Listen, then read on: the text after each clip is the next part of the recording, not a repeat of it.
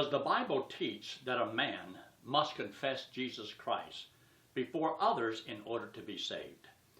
This is the reason that many preachers will give a forward invitation, because they want to fulfill the verse. They get people to confess Christ before others.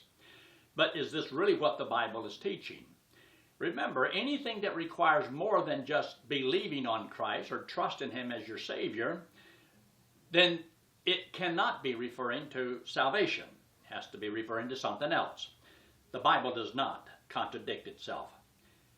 The verse that we're referring to is found in the book of Matthew in chapter 10 and verse 32 and 33. Let me read those two verses to you. Verse 32 says, "Whosoever therefore shall confess me before men, him will I confess also before my Father, which is in heaven. But whosoever shall deny me before men, him will I also deny before my Father, which is in heaven." So it looks like you've got to confess Christ in order to be accepted by the Father. But if you don't and you deny Him, He's going to deny you. So it's generally understood that this must be referring to salvation. So you can't be saved unless you confess. Now, is this really what these scriptures are talking about? In the book of Matthew in chapter 10, there is the command given for the disciples to go over the land of Israel and preach the gospel and so on.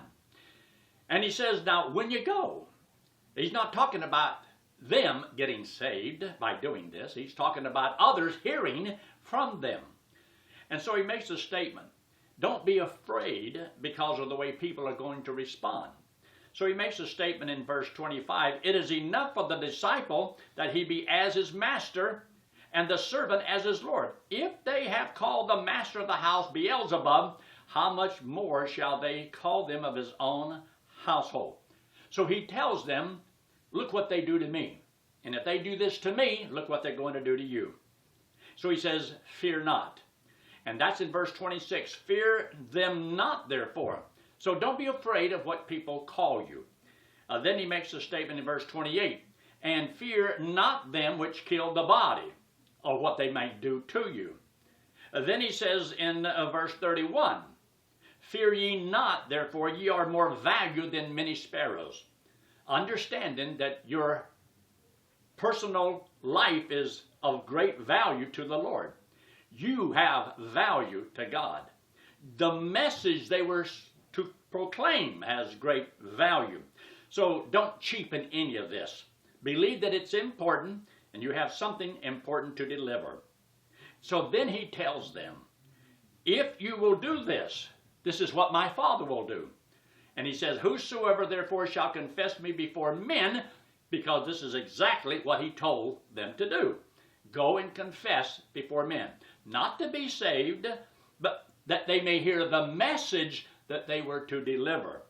So you wonder now, is this talking about salvation or service, and how would you know? It's a good question, but let me give you this. In the book of Matthew in chapter 10, He makes this statement. He says in verse 40, "He that receiveth you receiveth me, and he that receiveth me receiveth him that sent me." So He's talking about people who will hear and receive it, and those that will not hear it. They will reject it. So He says in verse 41, "He that receiveth a prophet in the name of a prophet shall receive a prophet's reward. And he that receiveth a righteous man in the name of a righteous man shall receive a righteous man's reward." So when you look at the scriptures, remember, salvation is always a gift. And service means you do something for the Lord. And God is going to reward you. So we're not talking about salvation, we're talking about service. It's what you do after you are saved, not to be saved. Rewards are earned. So then He makes a statement in verse 42, "And whosoever shall give to drink unto one of these little ones a cup of cold water only in the name of a disciple, verily I say unto you, he shall in no wise lose his reward." So we're talking about God's people taking God's message so that others can hear. And God says, if you will confess me before men, I'll confess you before the Father. But if you deny me before men, I will deny you before the Father. Deny them what? Not salvation, because we're not talking about salvation. We're talking about rewards. If you will confess Christ here, he will reward you there. And if you deny Christ here, he will deny you the rewards. So doesn't it make sense? Not only to trust Christ as your Savior, know you're going to heaven when you die, but yes, with our mouths, we are supposed to proclaim the gospel of Jesus Christ so that other people can be saved. And God is going to reward you when you get to heaven. And this is why he says, every man shall receive his own reward according to his own labor. That's for rewards. Salvation is the gift of God. It's not of works, lest any man should boast. I hope that helps. Thank you, and God bless.